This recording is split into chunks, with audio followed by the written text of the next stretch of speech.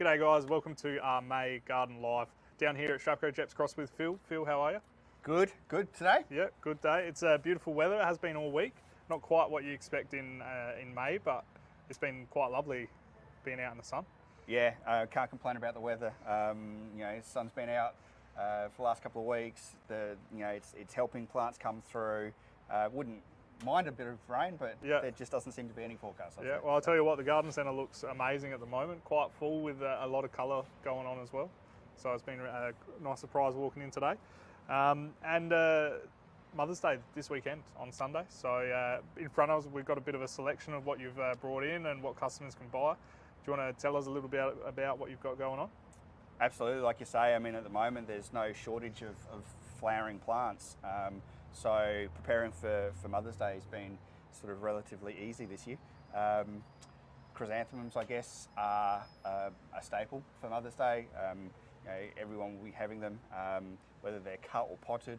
I think there's nothing better than a potted chrysanthemum, really. It's the sort of the gift that keeps on giving.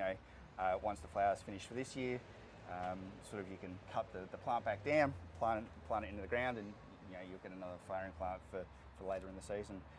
Chrysanthemums we've got in all sorts of sizes and colours. So you can see we've got some white doubles here in front of us. Down the front there we've got a single in a sort of an orangey brown. There's a semi-double yellow. We've got more doubles behind us. So chrysanthemums everywhere. Cyclamens, probably another sort of classic Mother's Day plant.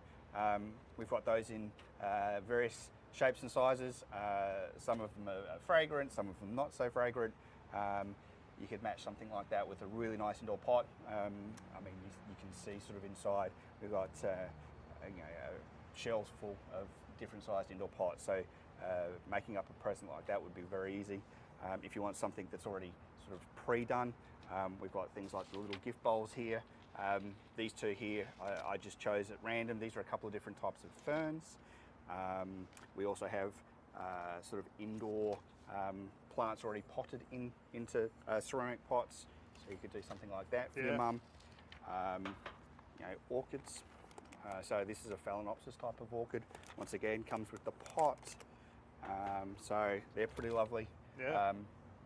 Cymbidium orchids are just coming into season, so we grabbed a few of those. They're the sort of plant that will go all the way through winter.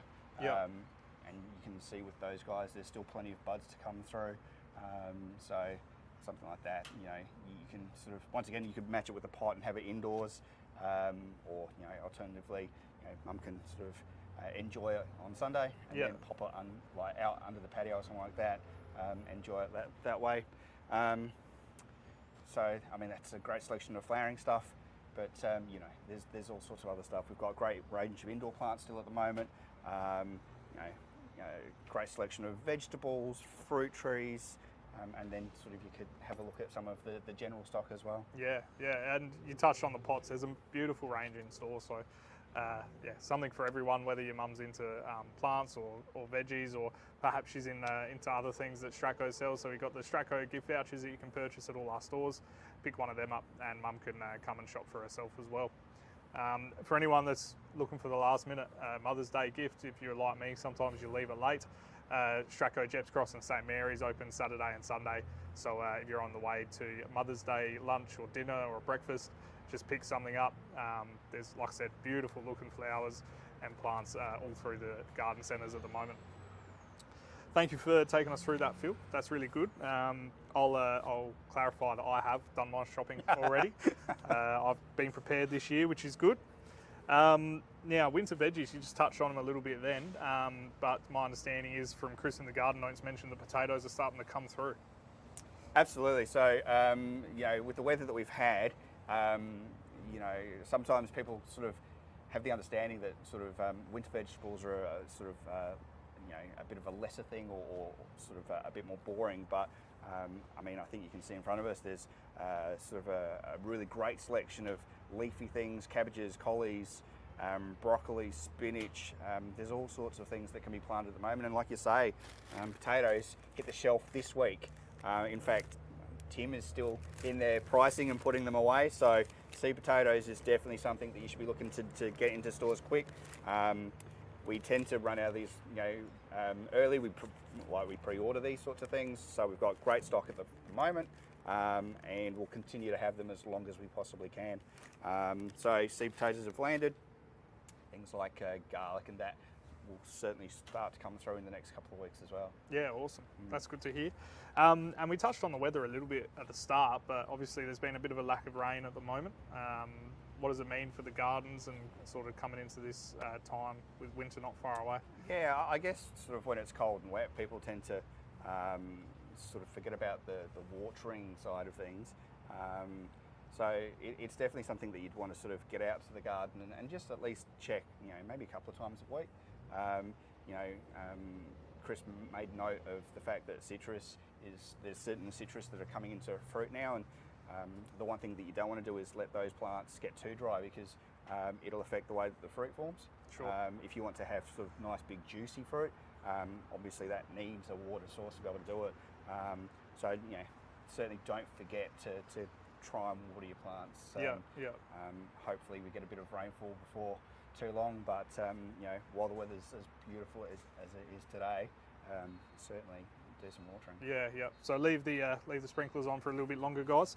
And obviously, as we sort of get into winter not far away and stuff, Chris touched on it in the garden notes again.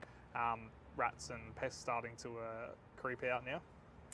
Absolutely, it's almost like there's been more pests in the last month than we've probably seen all year so far.